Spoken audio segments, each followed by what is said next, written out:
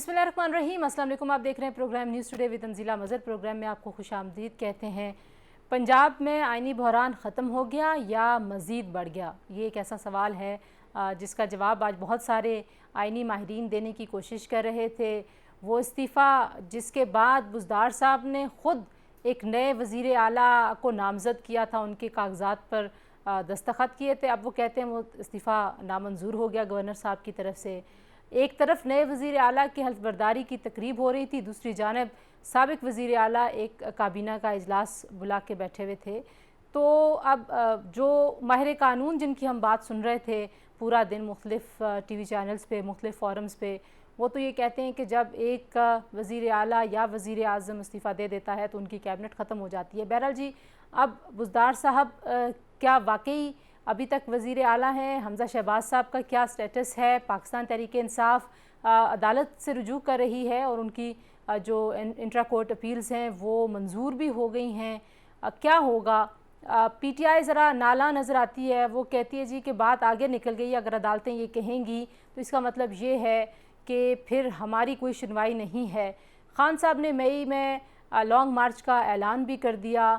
सूरज वैसे ही सवा नेज़े पे है, पूरे पाकिस्तान में दर्जा हरारत बहुत ज़्यादा था और फिर सियासी दर्जा हरारत भी बढ़ रहा है।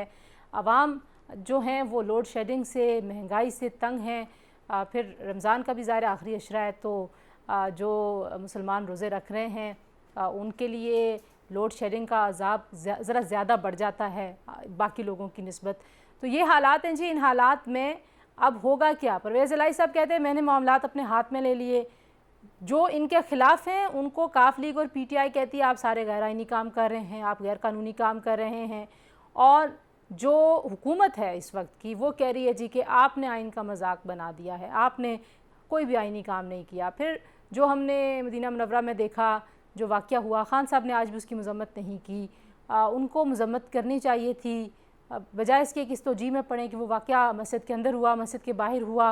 वो कह रहे थे कि हम तो शब दुआ में मसरूफ़ थे, लेकिन आपके कारकुन तो कहीं ना कहीं और जगहों पे भी मसरूफ़ थे।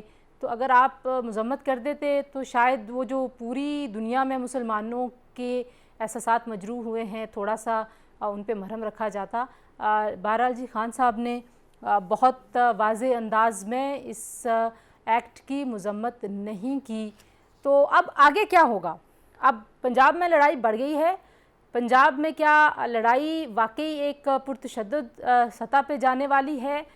पंजाब वाले अब क्या करेंगे? नून वाले क्या करेंगे? जो हुकूमत है वो कहती है जी कि एनफ इज़ एनफ, अब आप लोग अगर ये करेंगे तो आपके ख़िलाफ़ कार्रवाइयाँ होंगी। फिर जो आइन शिकन जिनको कहा जा रहा है मुबैना तौर पर, उन पर आर्टिकल 6 लगाने की तैयारियाँ भी हो रही हैं। तो क्या पाकिस्तान वाकई अनारकी की तरफ जा रहा है? फवाद चौधरी साहब और शेख रशीद साहब बड़े आराम से कहते हैं हम जो है वो सिविल वॉर की तरफ जा रहे हैं, हम खाना जंगी की तरफ जा रहे हैं। आपको पता है खाना जंगी क्या होती है?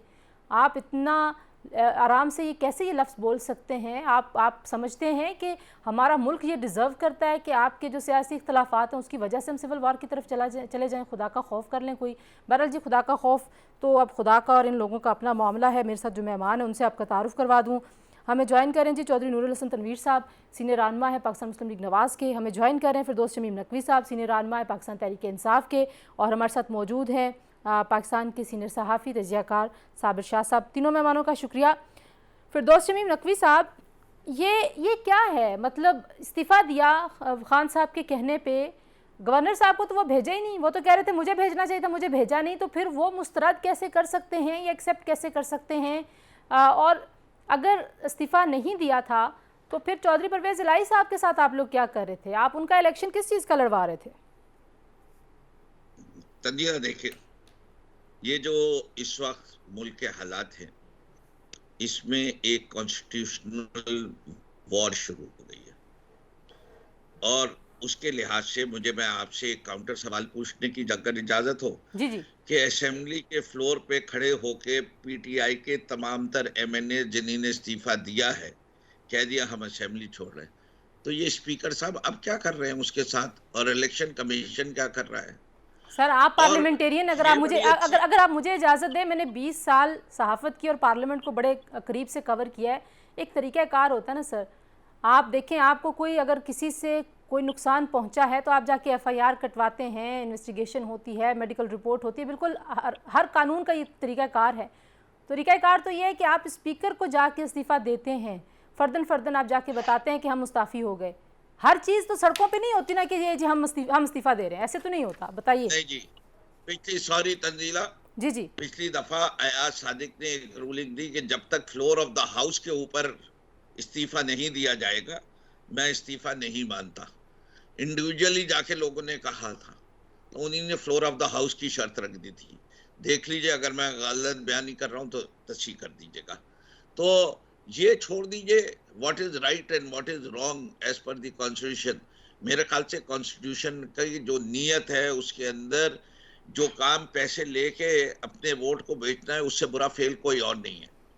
और उसके लिए जब 63A की इंटरप्रिटेशन मांगी जाती है इलेक्शन कमीशन से भी और अदालत से भी, तो उसके ऊपर अदालतें नहीं लगती और इलेक्शन कमीशन फैसला नहीं देता।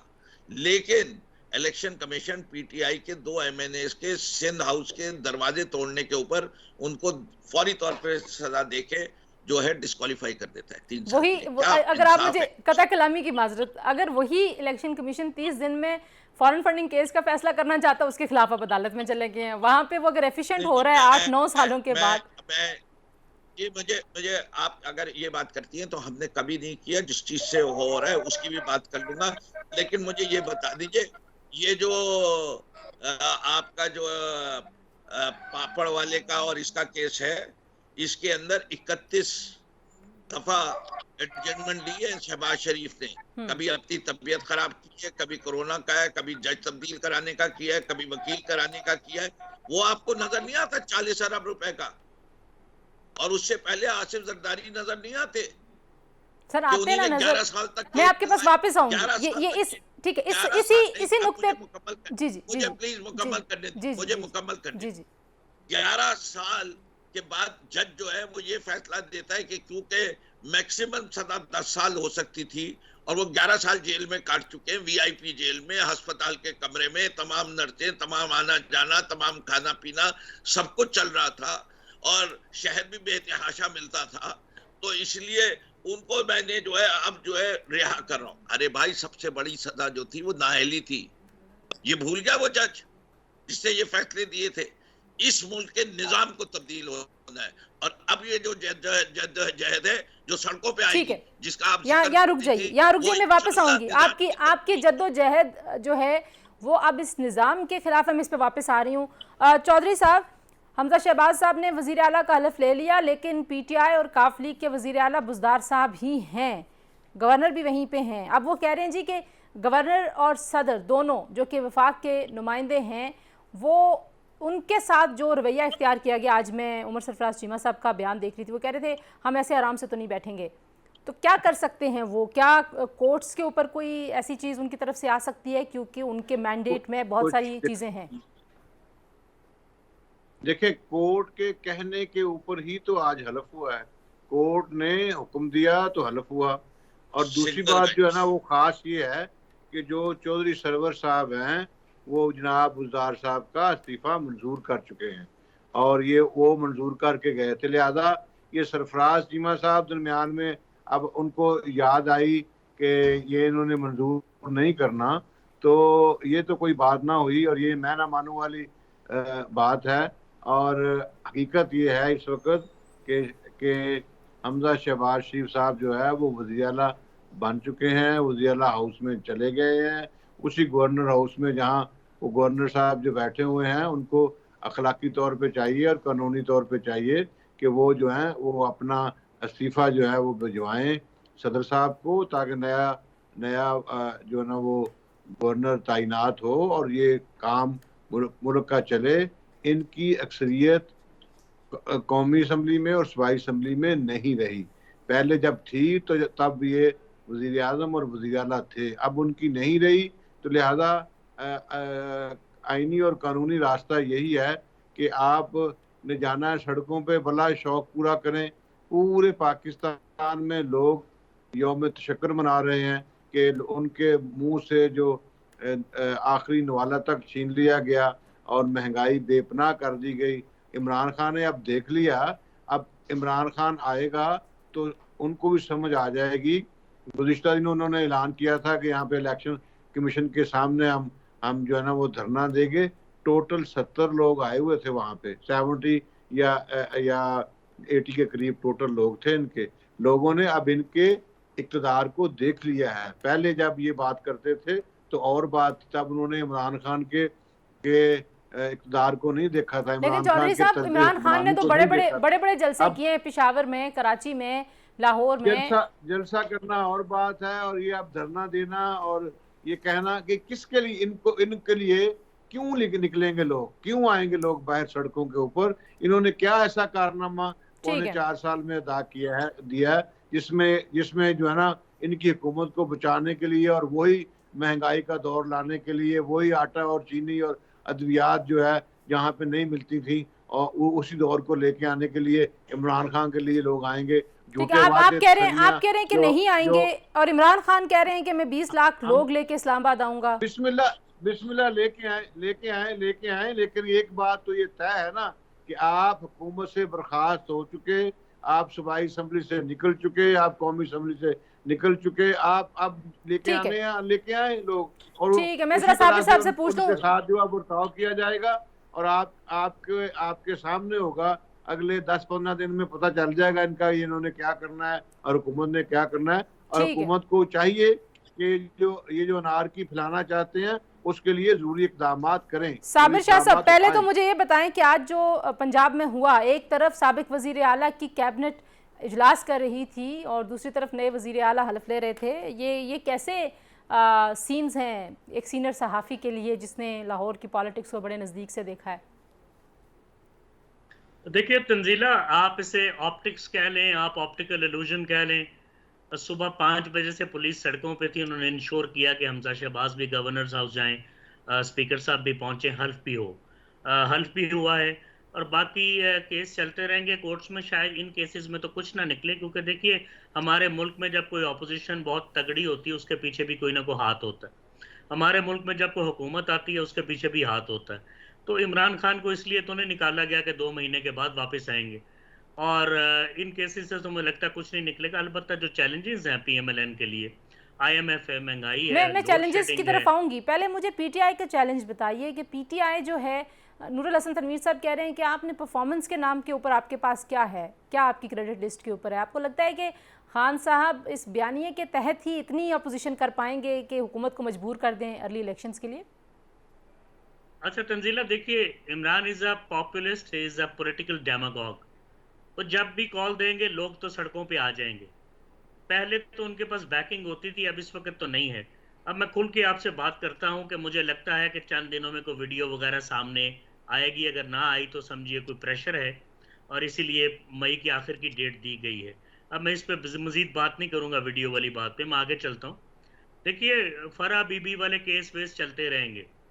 ये जो असल केस है वो आरिफ नकवी वाला है, जो अमेरिका के हवाले होने वाले हैं लंदन से। अमेरिका मनी लॉन्ड्रिंग को बड़ा सीरियसली लेता है। फिर पीटीआई ने बहुत इल्जाम भी लगाए हैं। ये $2 मिलियन अंडर क्वेश्चन है 2013 तक के। जो मेरी ज़ाती इतला है वो ये कि ये 8 से 9 मिलियन डॉलर है, और ये बहुत बड़ी अमाउंट समझी जाती है अमेरिका के अंदर जहां मनी लॉन्ड्रिंग केसेस ट्राई होते हैं। अगर अमेरिका ने यह फैसला कर लिया प्रोसिक्यूट करने का किसी तरीके से, या टेस्टिमनी ली, तो वो इमरान खान के लिए बड़ा डेंजरस होगा। जहां तक तो ईसीपी के केसेस का ताल्लुक है, मैं अभी भी कहता हूं कि अगर आपने इमरान खान के केसेस खोल लिए, बिल्कुल खोलिए। मैं जानता हूं घपले हैं, लेकिन वही घपले बाकी पार्टीज के अकाउंट्स में भी हैं। इनके 10 से 12 डोनर कॉमन हैं, 10 से 12 डोनर कॉमन हैं, अमाउंट्स भी मैचिंग होंगी। साबिर साहब, एक मिनट जरा मुझे यहाँ पे इजाज़त दीजिए, मैं यही बात नकवी साहब के पास भी लेगी, लेकिन आप मुझे पहले बताइए कि जो एग्रीव्ड पार्टी होती है, जाहिर है वो किसी भी अदालती फोरम के ऊपर जो प्ली लेके जाती है उस तरह से केसेस चलते हैं। फॉर एग्जांपल, आपने किसी के ऊपर चोरी का मुकदमा किया है, आपके मोहल्ले से 6 लोग कहें कि नहीं फ़लाँ वक्त में चोरी की थी, पहले आप उनका कट्टा चटा खोलें फिर मेरी चोरी की तरफ आए। ये क्या एटीट्यूड है? खान साहब भी लेके गए हैं ना केस, जब लेके गए हैं वो अपनी उस बारी पे आ जाएंगे। 9 साल इनके केस का फैसला नहीं हुआ, हो सकता है 6 साल बाद नून लीग और पीपल्स पार्टी के जो फंड्स की डिटेल्स हैं उनका भी हो जाना चाहिए एहतसाब। देखिए मैडम, माफी चाहता हूँ, किस अदालती बयान की बात करते हैं। मैं अक्सर कहता हूँ पाकिस्तान में चोरी नहीं करनी, यहाँ डाका मारें आप, ताकि वकील भी तगड़े हों। सही। इमरान खान 43 मंथ्स के अंदर 1 रुपया रिकवर नहीं कर सके अपने नारों के बावजूद। इमरान खान के जिन लोगों ने भी चोरियां की हैं वही गिरफ्तारियां होंगी, नैब होगी, कोई रिकवरी नहीं होगी। मैंने आपको बताया है कि जो असल जो केस हैं जिनके ऊपर को ठीक है, कहानी बनेगी मई के आखिर तक और लॉन्ग मार्च को रोका ठीक जाएगा, है, मैंने ठीक है। आपको नकवी बता साहब, आप दिया कुछ है। कहना चाह रहे थे, मैं ब्रेक वरना ले लूं, कुछ मैं नहीं। ब्रेक से वापस आऊंगी, आपके पास यही पॉइंट लेके आऊंगी कि आप लोग कहते हैं तोशाखाना के केस के ऊपर जी के बाकी जमातों ने और पता नहीं कब से कब तक जो जो तोशाखाना से तहफ़ लिए बाकी लोगों ने, पहले उसका हिसाब करें फिर हमारा हिसाब करें। आप तो ये नहीं कह के आए थे, आपका नारा तो तब्दीली का था। आप तो कहते थे हम मुख्तलिफ हैं, हम सादिक और अमीन हैं। वो तो चलिए हैं ही झूठे, हैं ही चोर आपके मुताबिक। तो आप लोग तो अकाउंटेबिलिटी करवाइए ना अपनी, ताकि आप तो क्लीन चिट लेके लोगों के पास जाएं। ये आपके लिए सवाल है। ब्रेक के बाद वापस आते हैं जी, हमारे साथ रहिए।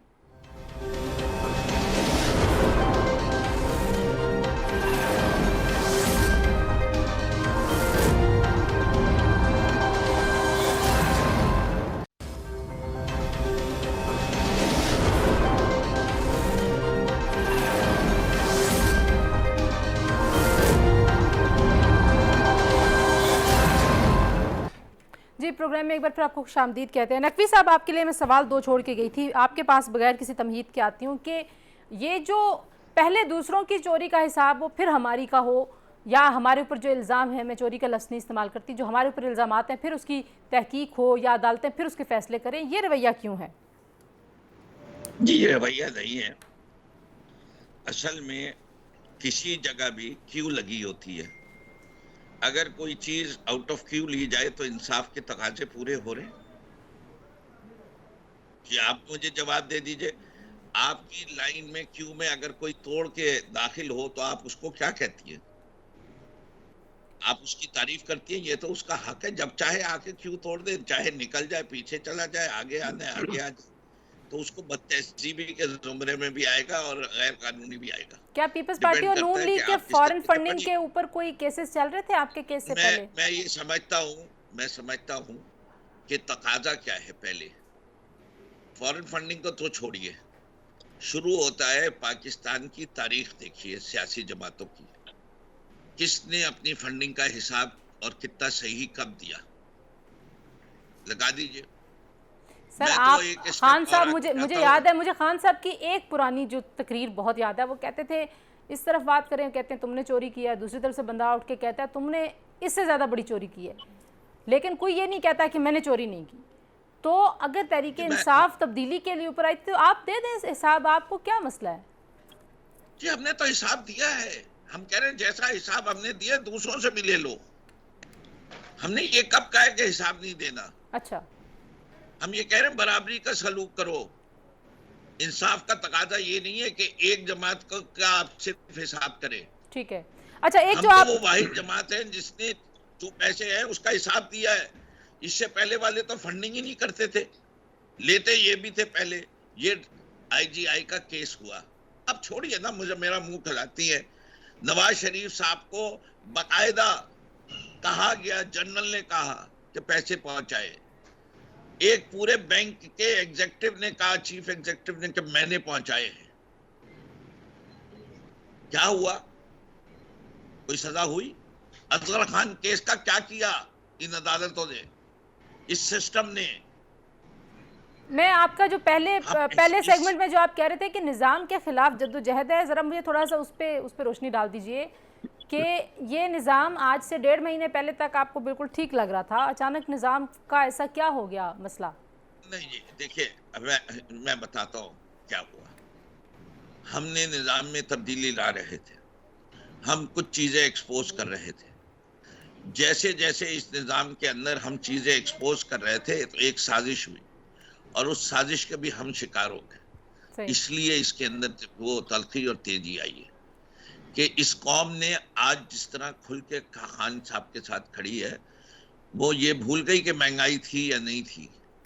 वो कहते हैं हमें अपनी खुददारी चाहिए, हमें अपनी हमीयत चाहिए, हमें अपनी आज़ादी चाहिए।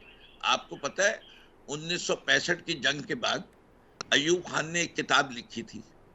उस किताब का टाइटल क्या था?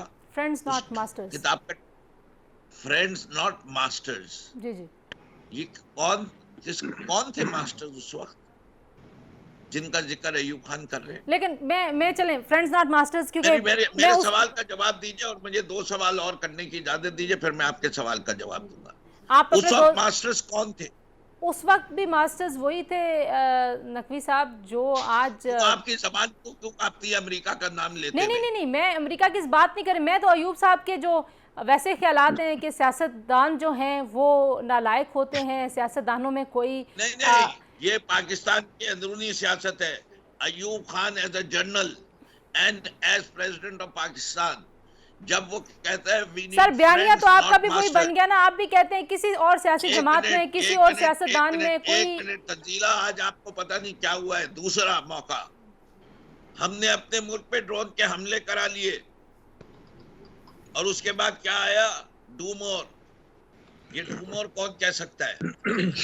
दोस्त कहेगा, ठीक है, क्योंकि दूसरे सेगमेंट में वक्त जरा कम होता है। यहाँ पे रुकिए, मैं दो दूसरे लोगों को शामिल कर लूँ। नकवी साहब मैं वापस आपके पास आऊंगी। जी नूरुल हसन साहब वो कह रहे हैं जी कि हमने अयूब खान की तरह अमेरिका को कहा कि हम आपके साथ दोस्ती रख सकते हैं लेकिन आपकी गुलामी नहीं करेंगे, और कौम इस बयानिए पे हमारे साथ है। महंगाई हो ना हो, लोड शेडिंग हो ना हो, उससे कोई फर्क नहीं पड़ता। ये गलत बयानी कर रहे हैं। उसकी वजह ये है कि एक लीड क्लास है, वो लीड क्लास जरूर इस तरह कहती है जो आप फरमा रही हैं और ये जो नकवी साहब कह रहे हैं। बात यह है जो आमदुन्नास है, जो गरीब लोग हैं, जो रेहड़ीबान है, जो मजदूर तबका है, जो किसान है, जो हारी है, और जो गरीब लोग हैं, जो मुतासर हैं, वो हरगज़ नहीं है। उन्होंने तो कलमा शुक्र किया है कि इनसे जान छूटी है। और अब रह गई बात खान साहब की, तो खान साहब के जो वादे हैं ना, वो तो 4.25 साल के बाद भी ये कह रहे थे कि मैं ये कर दूंगा, मैं वो कर दूंगा। मैं 2023 और 2028 की जो ना बातें हो रही थी। असल जो इस वक्त सूरत हाल है, वो जो शाह साहब ऊपर कह रहे थे ना, जो चैलेंजेस हैं मुल्क के लिए, उसके ऊपर बात करनी चाहिए। अभी इस वक्त जो सूरत हाल है ना, वो यही है कि ये हिस्ट्री हो चुके हैं। इनको अपना जमहूरी अंदाज अपनाना चाहिए। आज भी खान साहब के साथ 140 के करीब लोग शामिल हैं, इनके साथ थे। अपनी उसमें बैठे पार्लियामेंट में और अपनी स्ट्रगल जो है उसको जारी रखे। और 2023 में जो है वो जब इलेक्शन हो, जब भी इलेक्शन हो, उससे पहले हो या 2023 में हो, वो अपना कौम के पास जाएं और तो खान साहब के बयानिए से आपको कोई परेशानी नहीं है? नूरुल हसन साहब, खान साहब के बयानिए से आपको कोई परेशानी नहीं है? कोई बयान, क्योंकि वो बयानिया जो है ना, वो आमदुन्नास का नहीं है, जो गरीब लोग हैं उनका नहीं है, जो महंगाई से पिसे हुए थे उनका नहीं है, वो उन लोगों का नहीं है।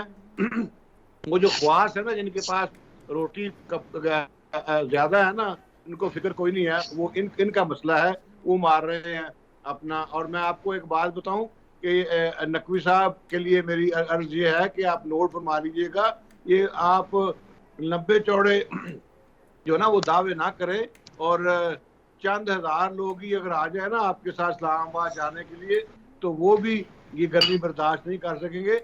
ये तो नाजुक लोग हैं जो इस वक्त जो बयानियां बनाने की कोशिश कर रहे हैं। अब मैं साबिर शाह साहब को मैं जरा वक्त दूंगी, एक मिनट। पाकिस्तान के नूरुल हसन साहब, आपने कहा वो अपने मसाइल का हल चाहते हैं। ठीक है, मुझे थोड़ा कहने दीजिए। लोग ये चाहते हैं कि उनकी टूटी हुई सड़कें जो हैं वो बने। लोग ये चाहते हैं उनके स्कूल्स और कॉलेजेस और उनके जो हेल्थ सेंटर है उनके मसाइल हल हों। पिछले 4 साल से कुछ नहीं हुआ, और पाकिस्तान की अवाम की फलाह के लिए काम है, वो चाहते हैं। इन्होंने पहले भी वक्त ज़ाया किया है, अब अवाम इनकी सुनने वाले नहीं है हरगज़। और ये जो है ये कुछ करने की बजाय, कुछ डिलीवर करने की बजाय, ये अच्छा वक्त क्योंकि ब्रेक का होने लगा है, मुझे इजाजत दें। अगर आप लोग बहुत लंबी बात करते हैं, नहीं, बहुत लंबी बात के बाद फिर तीसरे आदमी को बिल्कुल वक्त नहीं मिल सकता। साबिर शाह साहब, आप चैलेंजेस गिनवा रहे थे। अब चैलेंज क्या है? खान साहब का बयानिया भी तो एक चैलेंज है, लेकिन क्या ये हुकूमत परफॉर्म कर पाएगी? अगर मैं आपसे पूछूं कि आपको क्या लगता है? तंजीला, बात यह है कि इमरान खान के मैंने जो 2 चैलेंजेस बताए हैं वो बहुत बड़े हैं। एक तो वो कौन सी चीज़ सामने आने वाली है जिसके मुतालिक वो परेशान है, और दूसरा फॉरेन फंडिंग केस के अलावा जो अमेरिका वाला केस है, सबसे बड़ा चैलेंज है आरिफ नकवी वाला। जहां तक फॉरेन फंडिंग के केस का ताल्लुक है, देखिए जब रफड़ पड़ जाए तो अदालतें जो हैं उन्हें चाहिए तीनों केस क्लब कर दें, इकट्ठे कर दें, और मेरे ख्याल अगर हुआ तो ऐसा ही होगा। सिंगल आउट नहीं कर पाएंगे, पार्टी बहुत मजबूत है इमरान खान की, and if he lives on. जी, मैं ये कह रही थी कि हुकूमत परफॉर्म कर पाएगी या नहीं। आप फिर पीटीआई की बात करने लगे। पीएमएलएन की बात कर रही हैं? जी जी, हुकूमत जी जी, जो अभी की हुकूमत है सर। एक बात तो ज़हन में रखिए कि इमरान खान के होने से ये फायदा हुआ कि पेट्रोल 30 रुपए लीटर बढ़ने वाला था, वो नहीं बढ़ा। इमरान खान ऑपोजिशन में जब होते हैं तो हुकूमत को बड़ा प्रेशर होता है, बहुत सारे काम नहीं होंगे इमरान अगर सड़कों पे रहेंगे तो। हुकूमत के लिए बहुत ज़्यादा चैलेंजेस है, थिन रोप पे हैं, हमजा भी बेल पे हैं, शहबाज शरीफ साहब बेल पे हैं, डोरें किसी और के हाथ में हैं, लेकिन उनकी ख्वाहिश पूरी हुई, शहबाज साहब पीएम बने, हमजा सीएम बने। अगर नवाज शरीफ यहाँ होते तो ये सब कुछ ना होता। और दूसरी बात है कि देखिए अदालतों को अगर पीटीआई बुरा कह रही है तो आपको पता है कि पीएमएलएन कितनी परेशान है कि मरियम बाहर नहीं जा सकी, एक दिन में 3 बेंच टूटे हैं। मियां नवाज शरीफ का पाकिस्तान आने का फिलहाल कोई चांस नजर नहीं आ रहा। This system is somehow alive whether we like it और नॉट। आप बात करेंगे जजों की, जज भी इंसान है, अंडर प्रेशर होंगे, कोई बैलेंसिंग एक्ट आएंगे। और अगर आप आर्मी चीफ की बात करती हैं तो मुझे तो कोई डर नहीं है किसी से। आर्मी चीफ भी इस मखमसे में होंगे कि भाई ये इमरान खान अब सड़कों पे क्या कुछ करने वाले हैं, ठीक है जी, इनको कैसे काबू किया जाए या क्या ऑलिव ब्रांच दी जाए। ये सब इंसान हैं, ये सब इदारे हैं। ओके जी, एक ब्रेक ले रही हूँ मैं साबिर शाह साहब, यहाँ पे ब्रेक से वापस आते हैं जी। और दोनों तरफ चैलेंजेस बहुत हैं, दरमियानी राह निकालने की भी कुछ लोग बात करते हैं। वो दरमियानी राह क्या हो सकती है कि मामलात सियासी तौर पर आगे बढ़े, लड़ाई झगड़ा ना हो, अनारकी ना हो, उस पर बात करेंगे ब्रेक के बाद।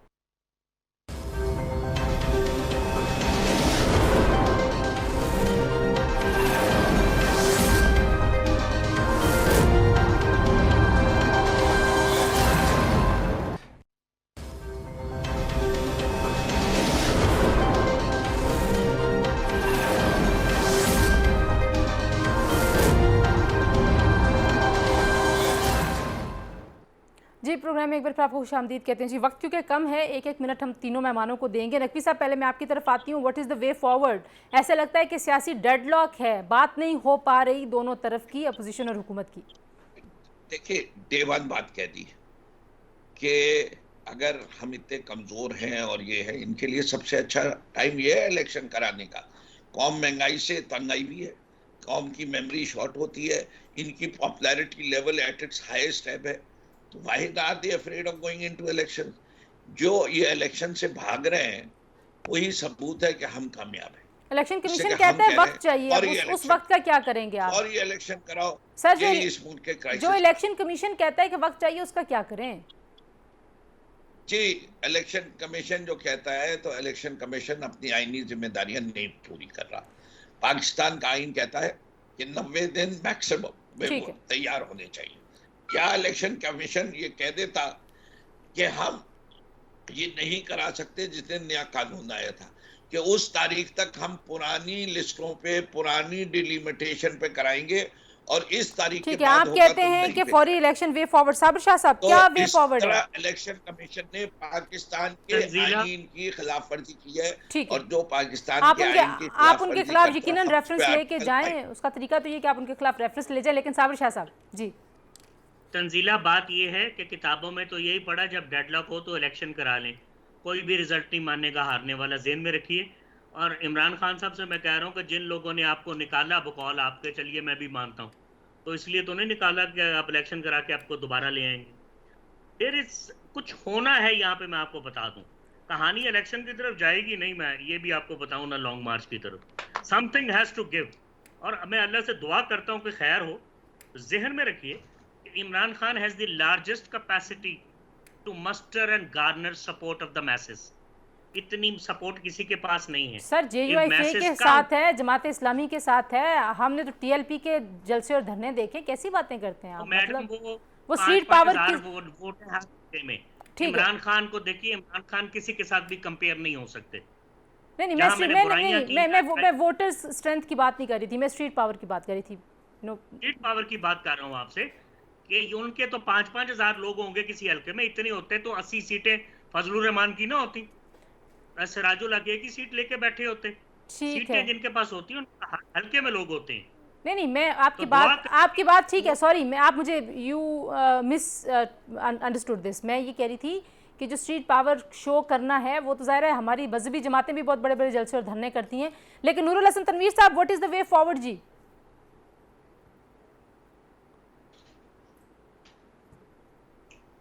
नूरुल हसन तनवीर साहब, आपको आवाज़ आ रही है? उनकी कार पे टांग नहीं है। नूरुल हसन तनवीर साहब, आपको मेरी आवाज़ शायद नहीं है। ठीक है जी, नूरुल हसन तंजीला तनवीर बता रहा हूँ, साहब, कार पे टांग नहीं है। लास्ट कमेंट उनका रह गया उधार, इंशाल्लाह अगले प्रोग्राम में उनसे पूछेंगे जी। फिरदौस शमीम नकवी साहब, साबिर शाह साहब और चौधरी नूरुल हसन तनवीर, तीनों मेहमानों की आपने गुफ्तगू सुनी जी। इस वक्त जो मुल्क में हालात हैं, किसी जगह पर बात करने की तरफ जानी चाहिए। पाकिस्तान तहरीक इंसाफ को बार बार खाना जंगी की बात नहीं करनी चाहिए, खाना जंगी की बातों को हवा नहीं देनी चाहिए। यहाँ पे अगर खाना जंगी होगी तो जाहिर है उसकी जद में आप भी आएंगे। ऐसा तो नहीं होगा कि सिर्फ जो आपके मुखालिफ हैं वो आएंगे और आप लोग महफूज रहेंगे। तो अल्लाह ताला इस मुल्क को महफूज रखे। ये मुल्क है, आप लोगों की सियासत है, ये मुल्क है तो हम सब लोग हैं। अगर इस मुल्क में खुदा न खास्ता कोई ऐसा इंतशार की सूरत हाल हो जाती है तो फिर तो कुछ भी बाकी नहीं बचेगा। बहरहाल जी, आज के लिए इतने, अपना बहुत सारा ख्याल रखिए। अल्लाह हाफिज़।